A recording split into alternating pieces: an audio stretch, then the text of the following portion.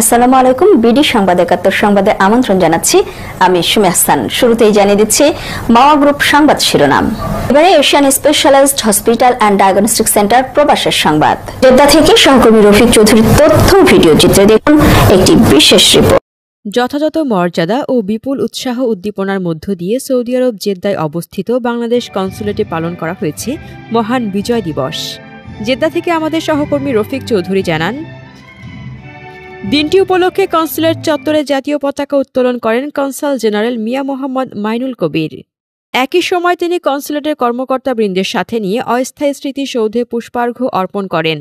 এছাড়া পুষ্পার্ঘ্য অর্পণ শ্রদ্ধা জানান বাংলাদেশ সৌদি আরব রিপোর্টার্স অ্যাসোসিয়েশনের সাংবাদিকবৃন্দ, Bangladesh international school and college, Bangla ও ইংলিশ মিডিয়াম ও বিভিন্ন শ্রেণী পেশার প্রবাসীরা।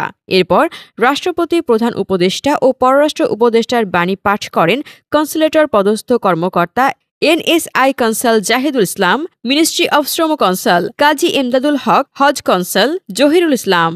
এ সময় দেশের জন্য আত্মদানকারী শহীদদের সম্মানে ১ মিনিট নীরবতা পালন করা হয় এবং প্রদর্শিত হয় বিগত ফ্যাসিস্ট স্বৈরাচার শেখ হাসিনার ১৫ বছরের উন্নয়নের নামে হাজার কোটি টাকার দুর্নীতি, গুম, খুন ও জুলাই গণহত্যার লোমহর্ষকর প্রামাণ্যচিত্র সহ বিজয় দিবসের উপর নির্মিত তথ্যচিত্র। বিজয় দিবসের শুভেচ্ছা জানিয়ে বক্তব্য রাখেন কনসাল জেনারেল মিয়া মোহাম্মদ মাইনুল কবির। তিনি তার বক্তব্যে মহান স্বাধীনতা যুদ্ধ ও বৈষম্য বিরোধী আন্দোলনে বীর শহীদদের বিদেহী আত্মার মাগফিরাত কামনা করেন এবং মুক্তিযুদ্ধ ও বৈষম্য বিরোধী আন্দোলনের চেতনার বাংলাদেশ গড়ার কাজে সবাইকে ঐক্যবদ্ধভাবে কাজ করার আহ্বান জানান। সন্ধ্যায় কনসুলেট চত্বরে অনুষ্ঠিত হয় সাংস্কৃতিক অনুষ্ঠান। এতে অংশ নেন প্রবাসী শিল্পীরা। এ সময় বিজয় দিবস উপলক্ষে বিভিন্ন প্রতিযোগিতায় বিজয়ীদের মধ্যে পুরস্কার বিতরণ করা হয়।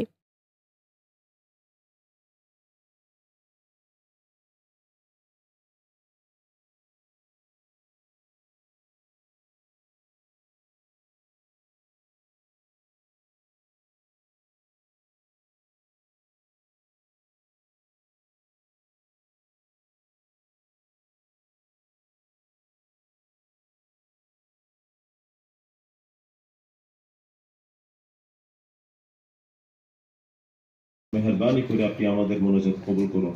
আল্লাহ তাদের জন্য আপনি মেহেরবানি করে তাদেরকে জান্নাত নসিব করুন।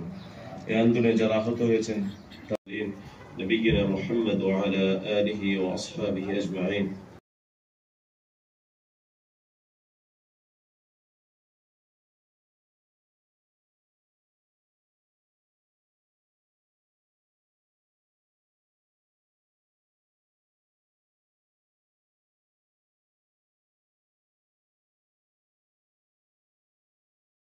প্রিয় দর্শক, ৫৪ বছর পর বাঙালি জাতির আত্মত্যাগের বিনিময়ে আমাদের আজকের গর্ব অহংকার জুলাই অভ্যুত্থানের মধ্য দিয়ে আজকের এই বিজয় সবার মুখে মুখে সবাই বলছে আমরা এই বিজয় যেন ৭১ পর আরেকবার বিজয় পেলাম।